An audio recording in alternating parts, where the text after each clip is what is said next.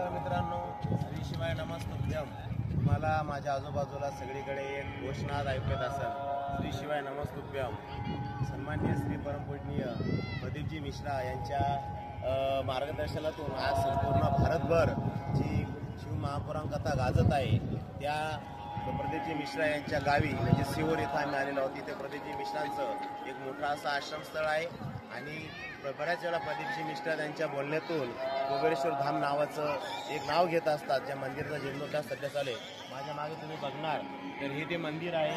इथं पुढे महादेवाची पिंड आहे, तिला महादेवा कुबेरेश्वर धाम म्हणतात. त्या वातावरणामध्ये आम्ही आलो आहोत सिहोरला.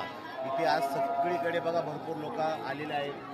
सुंदर असं छान इथे बांधकाम प्रदीपजी मिश्रा यांच्यातर्फे चालू आहेत. इथे एक छानपैकी मोठी भव्य आणि दिव्य अशी काळ्या रंगाची तुम्हाला महादेवाची पिंड दिसेल. त्याच्या पुढे एक मंदिराचं काम चालू आहे लाल दगडामध्ये. आणि इथे समोर जे मेन मंदिर आहे, माझं हे जर बघितला, हा जो स्ट्रक्चर बघितलं या मंदिराचं, तर मला असं वाटतं हे आपल्या नेपाळमध्ये असलेल्या पशुपतीनाथाचं जे मंदिर आहे त्या पद्धतीचं हा वरचा मनोरा तयार केलेला आहे. त्या पद्धतीने आहे. त्याला एक असं गोल्डन मुलामा पण दिलेला आहे.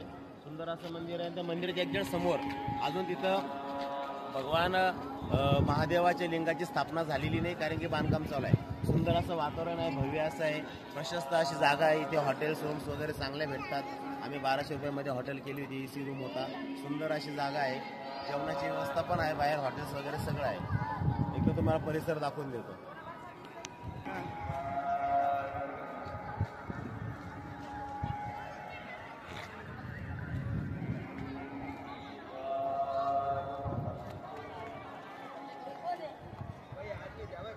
काल आम्ही देवासवरून निघालो होतो. देवाचा चामुंडा मातेचं दर्शन घेऊन आम्ही ते 125 किलोमीटर जवळपास सिहोर तिथून आहे. तुम्हाला सरळ रस्ता आहे, सिहोरला तुम्ही येऊ शकता. सिहोरला आल्यानंतर तुम्हाला इथे सगळी व्यवस्था आहे, त्यामुळे तिथे अडचणी. आता सिहोरवरून आम्ही पुढे जातो बागेश्वर धाम. कदाचित मध्ये एक मुक्काम आमचा होऊ शकतो, कारण की बागेश्वर धाम इथून जवळपास 400-500 किलोमीटर आहे. तर मित्रांनो, अशा प्रकारे या प्रभू महादेवाच्या भोलेनाथसाठी प्रार्थना करत की तुमच्या आयुष्यात सुख समृद्धी शांती राहो. श्री शिवाय नमस्ते.